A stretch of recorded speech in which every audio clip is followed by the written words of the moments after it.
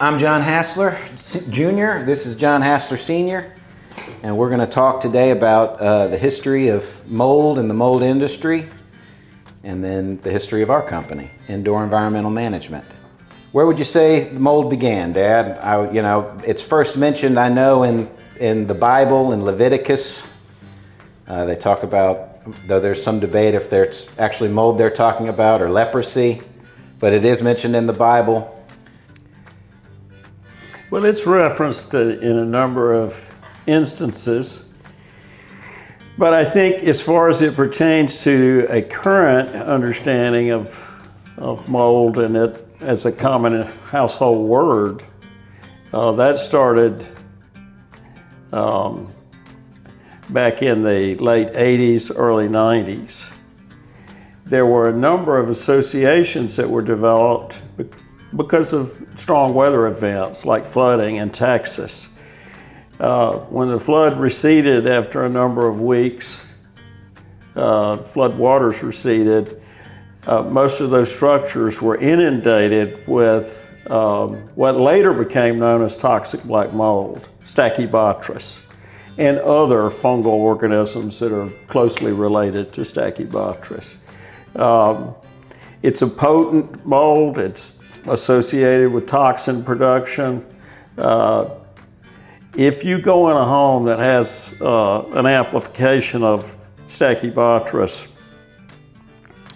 you'll know something's wrong immediately. If it's enough of a amplification, in other words, it's increased in scope. That was one of the earliest times, and then there was some association between other wet environments in terms of housing. Where New York City's an example. I know New York of that. was one of the pioneers, setting forth standards. Well, they had a strong health department, and when it was called in to help evaluate these outbreak of lung hemorrhaging in infants, one of the things that they found that was fairly consistent was the wet environment, water damaged building materials, and that was prevalent. And so early on, until the research was done, there was an association between wet, moldy environments and the lung hemorrhaging. Mm-hmm. Now, that's easy to understand because the pulmonary science studying asthma and exposure to mold was already confirmed at that point. They understood it clearly. There was no debate. There was no second guessing. Exposure to mold, if you were an asthmatic, would bring on an incident. Mm-hmm. The rest of the science in terms of public health and the consequences of allergic reaction, particularly in wet environments where you might have high humidity but not an actual stormwater leak, that took several decades to occur. And naturally, a lot of other social structures like insurance had to learn and progress with the knowledge as all of these things occurred. The floods are an example. Water damage was covered, but resultant fungal growth and its removal probably was not covered at that time. So they had to introduce that as part of your policy, or create special circumstance riders that you could purchase that would cover you for a certain amount as flooding became more prevalent. So over the years, I've witnessed it, but what was clearly interesting about it was that the actual exposure response relationship had a lot of questions about it initially. In fact, their main source of knowledge that they could make comparisons was industrial hygiene. They had studied it in factories where air exchange was demonstrated to be, also known as ventilation, to be important. They'd studied it in granaries that had where exposure to wet grain by the workers processing in the plant.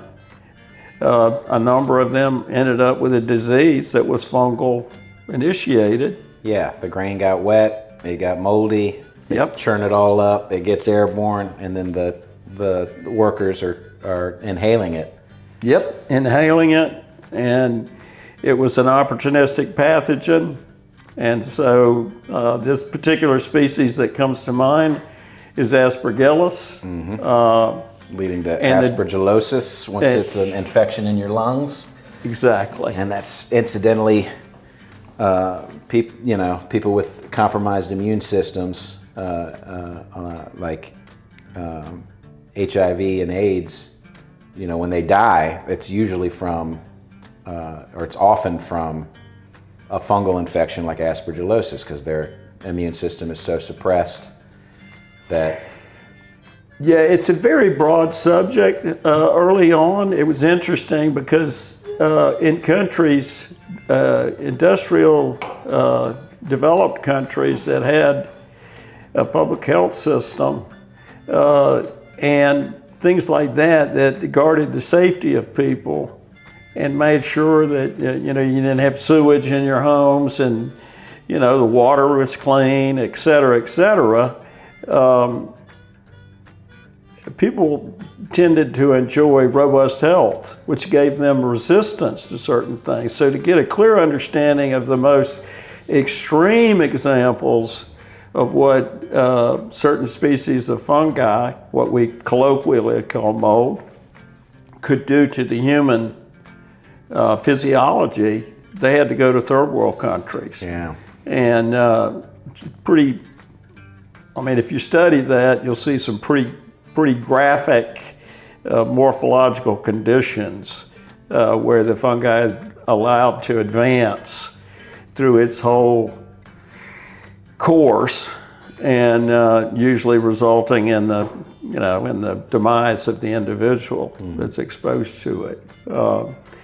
But over the last 25 to 30 years, as housing developments and the construction technique in areas that typically would not flood, you began to see flooding, material decomposition. So you were having property damage, and at the same time, you were having exposure potential for fungi in the home. Now, what I have found is that, and this subject was particularly interesting to me because I'd been a building contractor and I had seen it, but was unaware of the implications of that, in the 70s and 80s and and early 90s. But yeah, even in those early days, as they were, there would be some in the 90s. Really, particularly, there was starting to be some mention of mold related to building, and as it's being built and it rains while the framing's up. Well, what does that do for that? But it was still very largely a gray area where there was a lot of skepticism. Even today, when dealing with builders, you run into a lot of skepticism. But it was very prevalent back in those days when you were still building. Right. Well, actually, my introduction, apart from just merely observing, but which gave me a very personal interest in it as a field of study and potentially led to a career change, was that we were actively repairing and remodeling a kitchen in an older home. It was probably built in the 50s. And in the kitchen area, each 10-year or 20-year interval since the house was built, when they wanted to remodel, they would just add a layer to the floor. So you had a multi-layer, of linoleum and underlayment, and then this flooring and that flooring. Vinyl and just all kinds of, sandwiched and together.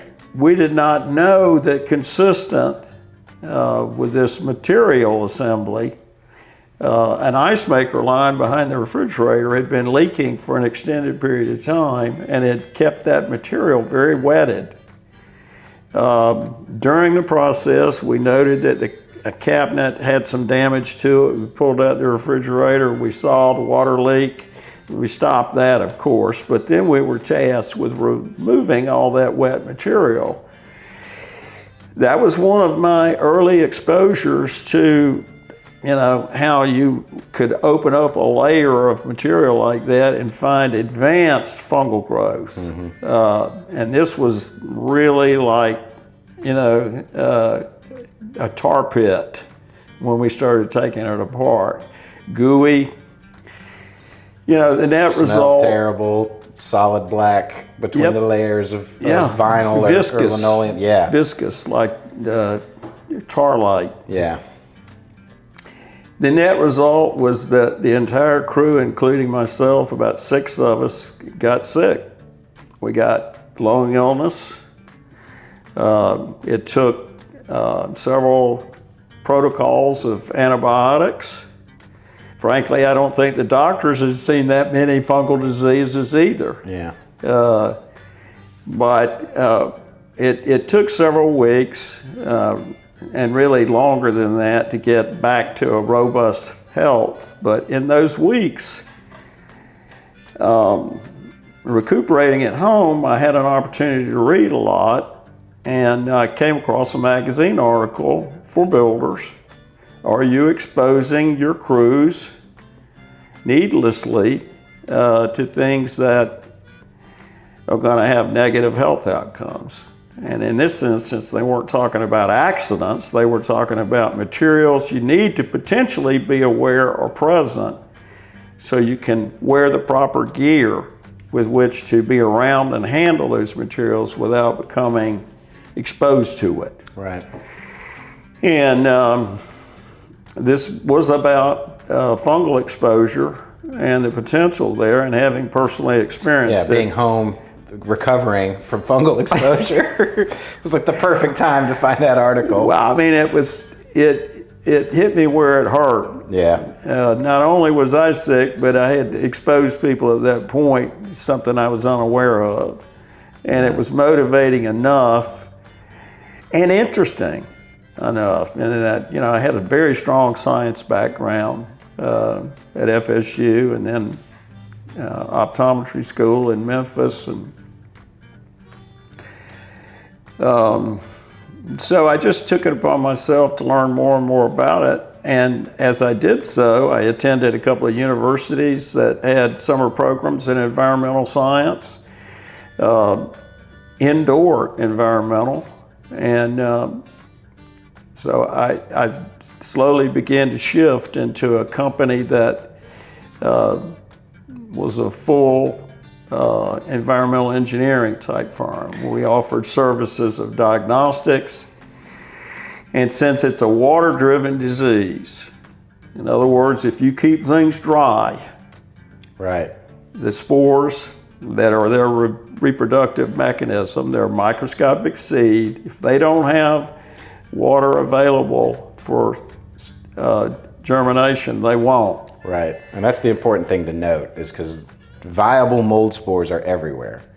They opened the Egyptian tombs and they found viable mold spores in the Egyptian tombs that had been entombed there with the pharaoh. Right. They just add water and it starts growing again. And that is the key thing, is any environment that we're living in, if there is an excess of water, a flood, or even just extremely high humidity, it is going to provide the water necessary for mold to grow. Yep. Now, so your floor remodel that it ended with you and the whole crew, being sick for 2 weeks and really months before you were 100% again, was early 2000s. And at that was when what I view as being the real explosion of the mold awareness in the industry was the Ballard versus Farmers Insurance case in Texas. Right. Which in like 98, I think, they had a plumbing leak in their giant mansion in Texas, 20-something rooms. And it had, they'd had the leak repaired, they thought, but it had continued to leak unaware to everybody. soaking the underside of the floors, and they began to notice some cupping of the wood floors. And around that time, everybody in the family started having health issues. That had a 3-year-old son that was having health issues. I think the father was having some early onset Alzheimer's, or that's what they had diagnosed at the time. He was having neurological issues. Neurological effects. And they felt like that exposure, ultimately it was determined that that exposure, might have facilitated at least progression. And then, in a weird twist of fate, the mother of that family was on an airplane, and started coughing up blood on the airplane, and happened to be sitting right next to a titan of the air quality industry, Bill Holder. Yeah, he was one of the pioneers. And Bill had been in HVAC, heating and air conditioning contractor in Dallas, Texas. And in fact, his company was one of the largest ones in Dallas, Texas, with a booming city. He'd done it for years. He understood air quality. And when all of these things started to coalesce as an industry, he was one of the primary movers in that industry. He was a fellow at ASHRAE, American Society of Heating and Refrigeration Engineers, and that's a standard-making body for the HVAC industry. They promulgate all manner of knowledge as it relates to the indoor environment and how the HVAC system is going to impact that to make it comfortable and healthy. Yeah, so if you're ever going to just start impromptu coughing up blood, doing it right next to Bill Holder is an incredible stroke of luck. Well, I mean, Bill was close to the universities there, University of Texas. Right. When ultimately he went out to the Ballard home, they took biologists from the university, PhDs, who were very, very interested to have the opportunity to investigate in this particular scenario. When they peeled back the layers, they found advanced fungal growth. Yeah, Stacky specifically. Yeah. Everywhere. And everywhere. And so the performance in that particular instance of the insurance company that they were dealing with, it wasn't their finest hour, so to speak. Yeah, they were resistant to paying out, and in fact had sent their own inspector who had discovered a Stachybotrys, and neither the inspector or the insurance company informed the homeowners. They had to get Bill and the other people to come in and inspect to find it, and then they moved out. And so there was just a lot of bad faith acting on the insurance company's part. And as a result, when it got to trial, there was a large punitive settlement against the insurance company. I think to this day, it's still the largest jury award. It was like $35 million. They were incensed, and as things like this will do, it gave motivation to the insurance industry to stop messing around, to take it seriously, to update their practices. Exactly, But it did a lot of things, because it did that, got the insurance company to kind of wake up and get on board, but the media attention, a $38 million settlement for mold became national news. Everybody, right, or every news station was talking about the toxic black mold. Right. That became which is kind of a sensationalist term, but it got a lot of attention, and lawyers too. Lawyers, seeing a $38 million settlement, there was suddenly a huge pool of lawyers that were all too eager to take your mold case. Yeah, that became a major part of the environmental quality of a structure and how it was addressed for all interested parties. It became a major subject matter for the legal community. Right. And still is to this day. Oh, yeah. And interestingly enough, I mean, Bill Holder, I actually met, the one that that did the investigation. And are friends with, yeah. A good friend of mine, Eric Althouse, has been an environmental scientist for a long time. We were on opposite sides on an inspection he did here of a Department of Revenue building. And because of the spirit of cooperation and the interest in doing the right thing, we became very, very close friends. Yeah. And very satisfactorily addressed the issue that we met over. And he subsequently introduced me to Bill Holder, who early in my time as an environmental consultant, I asked him to come to Florida to look at a couple of commercial buildings and advised me on what to look for. Yeah, you've actually and we've gone to Texas for Bill to Absolutely. look at stuff. Yeah. After that, in the coming years after that, we had been doing crawl space rehabilitation for some time in order to control the environment in crawl spaces. That's underneath the raised wood floor of a house. And he had a couple of schools there in the area that he was... in the area of Texas that he was working, he had a contract to help the school board deal with their environmental issues, and he asked me to come out there, and we came out and actually did some crawl space work for him. Did the investigation, did the advice, developed an estimate, and then proceeded to deal with those.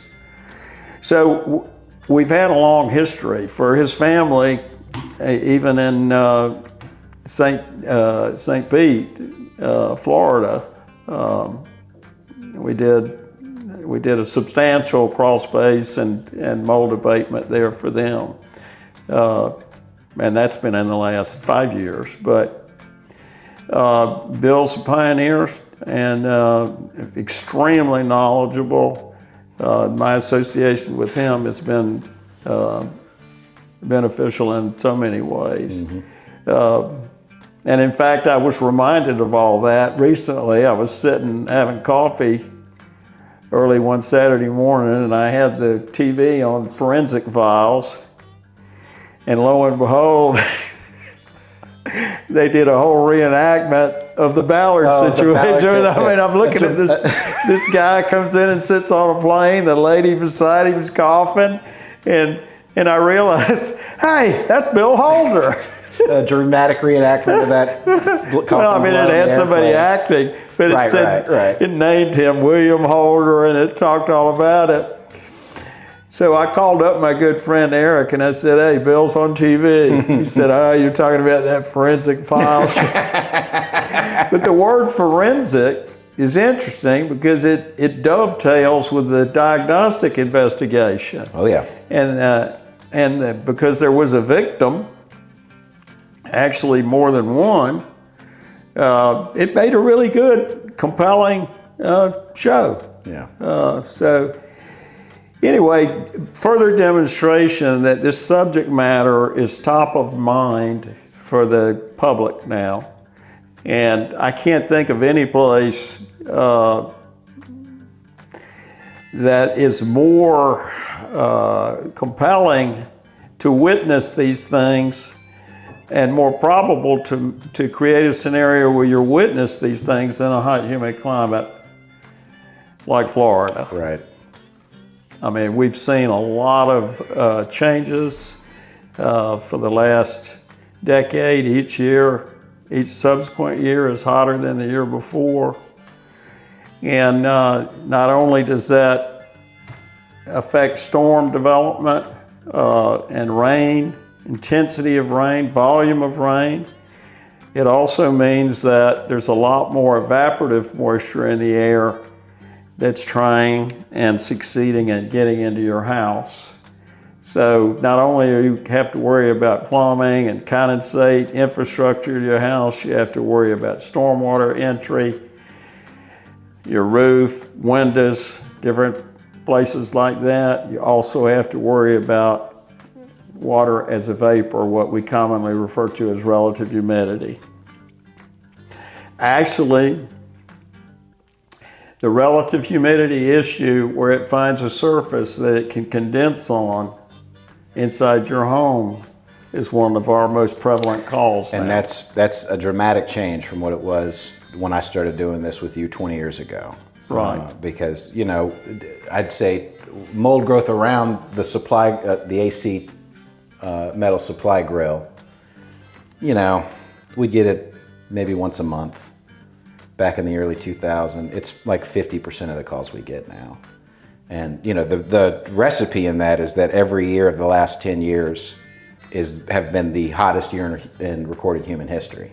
Right. Only beat by the following year. And so that the translation of that is there is just so much more water vapor suspended by that heat energy that that same AC grill at that same temperature, there's just more humidity in the environment, and so there's going to be more condensation providing that water necessary for mold to grow. Yeah, normally wet areas become very difficult to keep up with, like bathrooms.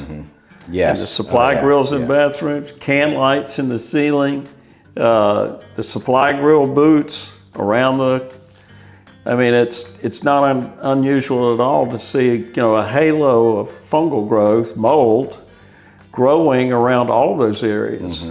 It's all humidity driven, and it's all getting worse every year. Yeah.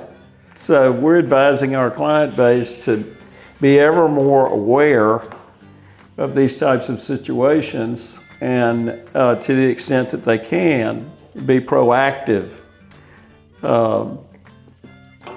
in addressing those so that they got better control, and don't end up having to spend money to repair something and then have that as motivation to prevent its recurrence. Right. Well, getting back on topic, so early 2000, awareness goes way up. Also the same time that you do the remodel job where the entire crew gets sick.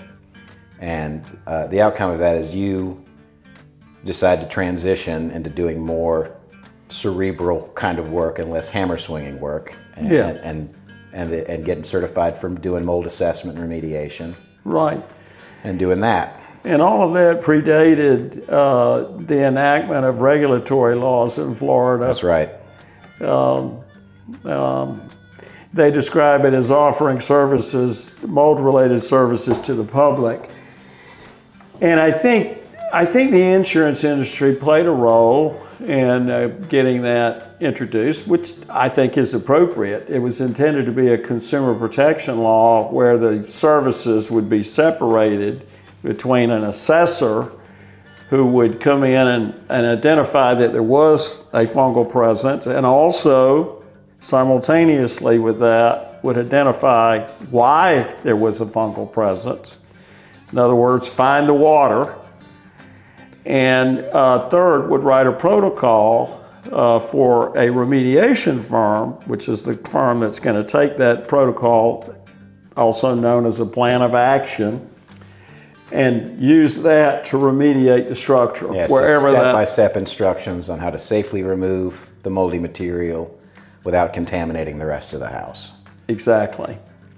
And so I attended the meetings with what they called around the state, with what they called stakeholders, which included building contractors, included pest control people that might have been called in to deal with scenarios like this before all of the science was fully developed, all of the protective gear. I mean, I fall into that category. Right. At least previously I did. Yeah, prior to your education on the issue. Yeah, a lot of it. I mean, I had friends in the building industry and still do. I mean, I've been doing it for 50 years. Been associated with the building industry. And we've been doing environmental work about 25, 26 years now. Which gives me the opportunity to touch on the fact that when you first went through school, even though you had worked with me some when I was building a remodeling, you worked for me during the summer, but you got your first degree and then an IT degree. And Yeah, so you started, or whatever, late 90s, early 2000s, and I graduated from college with an information technology degree in 2005. And the whole time I was in college, I was doing web design for Department of Revenue, which was a great experience because it made it very clear to me that I didn't want to work with computers for the rest of my life. And so I was kind of slogging through this degree that I really didn't want to use. I mean, you needed the degree, but didn't want to pursue that career.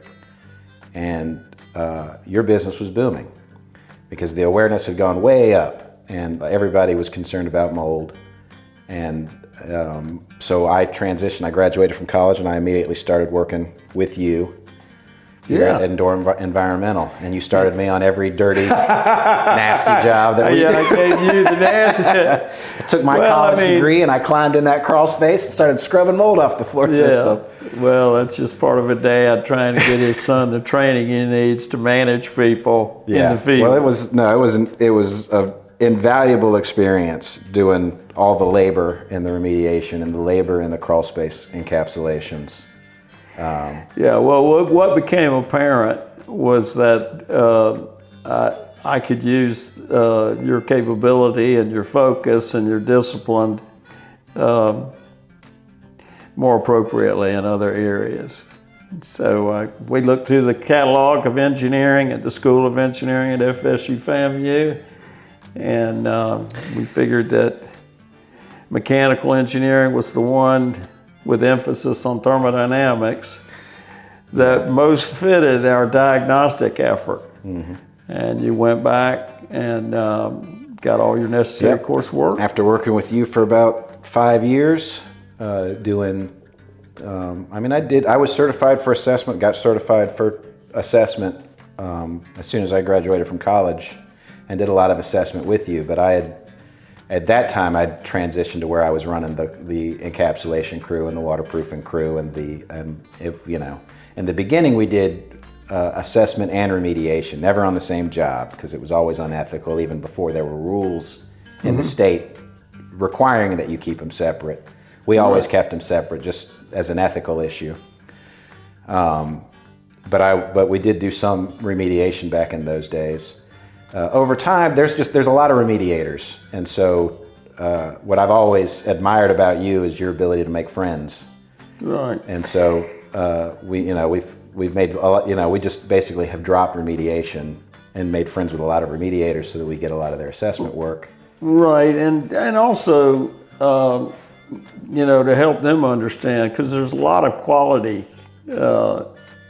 remediators. I mean, they're professional, they're trained, they're experienced, they've got the equipment, and they follow instructions well, and they understand clearly what we want in terms of the objectives of the whole exercise. And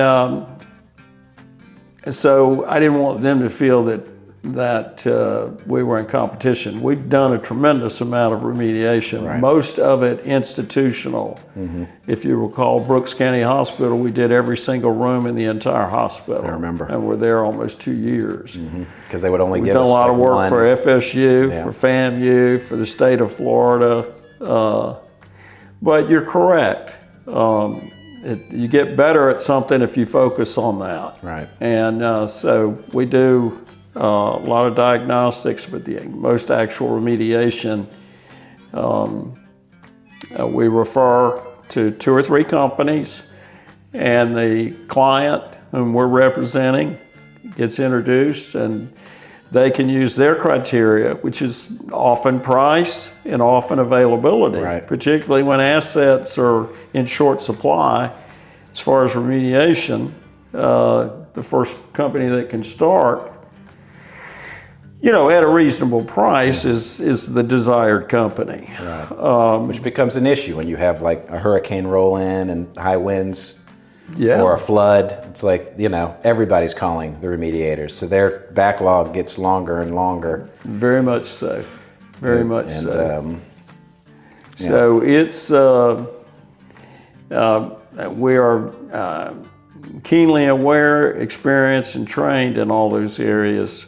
But one of the most pleasurable, frankly, is the opportunity to work with you side by side doing diagnostics on a really confusing setup. Yeah, I agree. No, that's my favorite. That's my favorite thing is when we go into one of these weird ones.